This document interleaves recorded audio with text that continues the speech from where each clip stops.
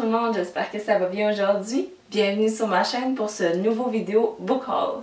Pour ceux qui ne savent pas, un book haul c'est une vidéo dans laquelle je présente tous les livres que j'ai accumulés au cours du mois. Ce mois-ci, j'ai surtout magasiné au Chapters Indigo et sur le site bookoutlet.com. Petit avertissement, vous allez sûrement trouver qu'il n'y a aucun livre en français dans ce book haul.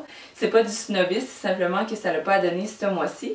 Et c'est également parce que j'aime beaucoup plus louer mes livres en français, surtout si c'est des traductions de livres en anglais. Sans plus tarder, on va commencer tout de suite puisque j'ai 9 livres à vous présenter. C'est parti! Le premier livre que je veux vous présenter, c'est Spare and Found Parts de Sarah Maria Griffin. C'est l'histoire de Nell, une fille qui vit dans une ville dévastée par une épidémie où les gens ont perdu beaucoup de membres. Donc une jambe, un bras, des yeux. Et son père, c'est un scientifique célèbre parce que grâce à lui, tout le monde utilise maintenant les parties biomécaniques. Nell, quant à elle, c'est la seule qui a une partie biomécanique en elle, c'est-à-dire son cœur.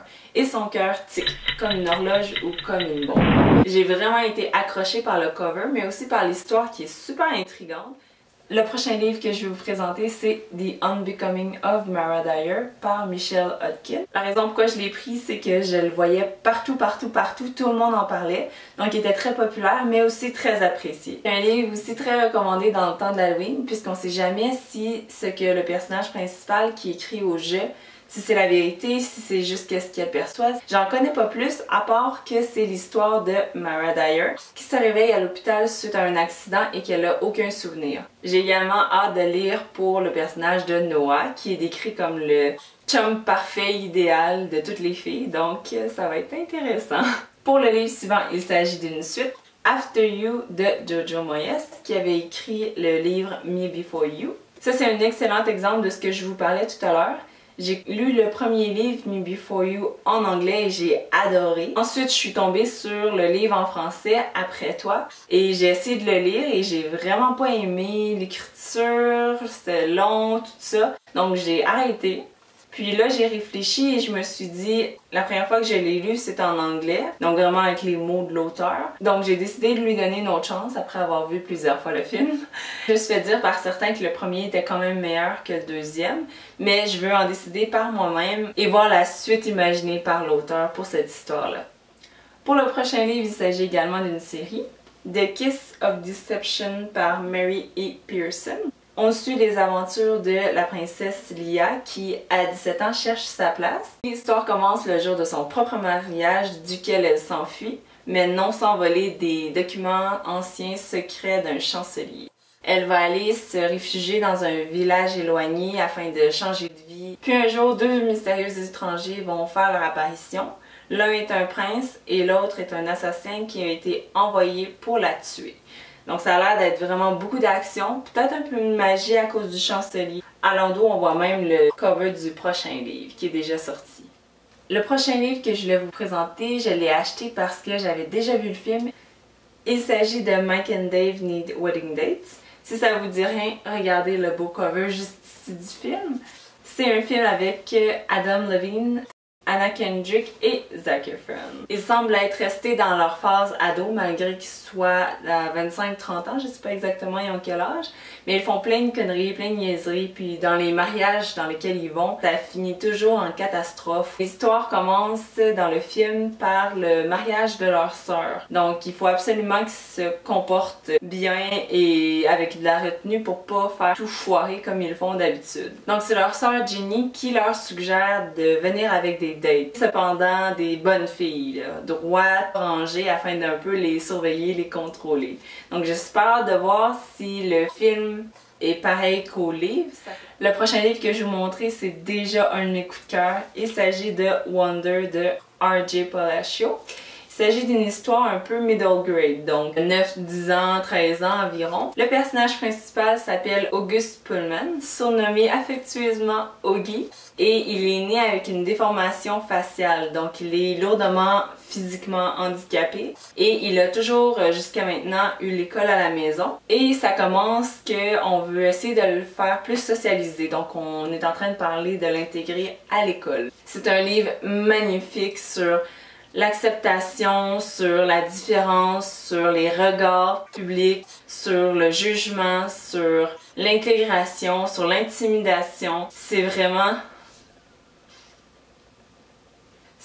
un super bon livre à mettre entre les mains de tous les enfants qui vont apprendre la différence et à accepter, à tendre la main à son prochain sans le juger. Mon Dieu, j'en parle puis j'ai déjà des larmes. Mais aussi entre les mains de tous les parents parce que des fois on n'est pas conscient puis parfois ils vous racontent pas tout ce qu'ils vivent à l'école parce qu'ils gardent ça en dedans, ils veulent pas en parler ou ils veulent pas se faire questionner. Mais ça, j'ai trouvé ça tellement réaliste et j'ai super hâte de voir le film en 2017 qui va mettre en scène entre autres Julia Roberts. Si vous voulez que je fasse un book review complet sur ce livre-là, je pourrais le faire, donc laissez-le moi savoir dans les commentaires. Pourquoi je l'ai acheté ce mois-ci quand je l'avais déjà lu, c'est que je l'ai lu une fois en français et la traduction était très bonne, mais je voulais lire dans les propres mots de l'auteur, donc c'est pour ça que je l'ai acheté en anglais. Et j'ai super hâte de le relire. J'aime ça pleurer sur les livres, puis celui-là m'a arraché quelques larmes.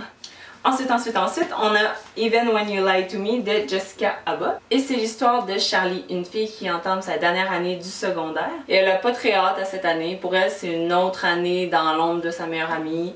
Puis qui doit dealer avec sa mère super perfectionniste. Donc pour elle, c'est une année comme les autres. Jusqu'à ce qu'elle fasse la rencontre de son nouveau professeur d'anglais, Mr. Drummond. Bref, elle va trouver qu'il est le seul à la comprendre, qu'il a tout pour lui, qu'il est beau, qu'il est intelligent et tout ça. Et les choses vont commencer à se gâter un peu quand elle va essayer de flirter avec lui et qu'elle va réaliser que les sentiments qu'elle éprouve pour lui pourraient être réciproques.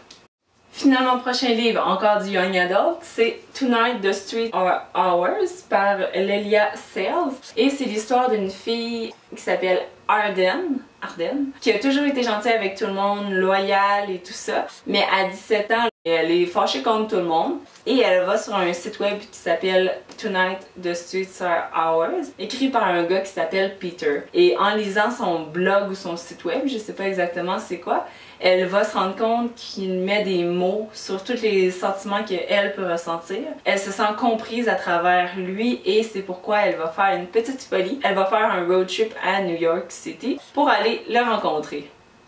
J'ai hâte de voir qu'est-ce que ça va donner.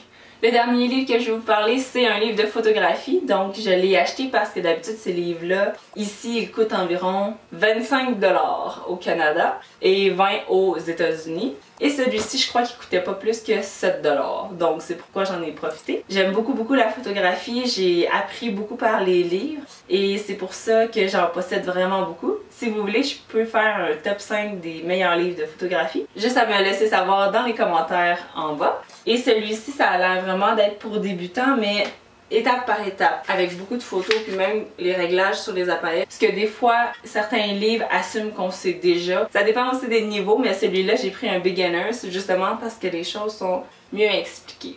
Et voilà, donc c'était les 9 livres que j'avais dans mon book haul du mois d'octobre. Laissez-moi savoir dans les commentaires si vous avez déjà lu un d'entre eux et par lequel je devrais commencer.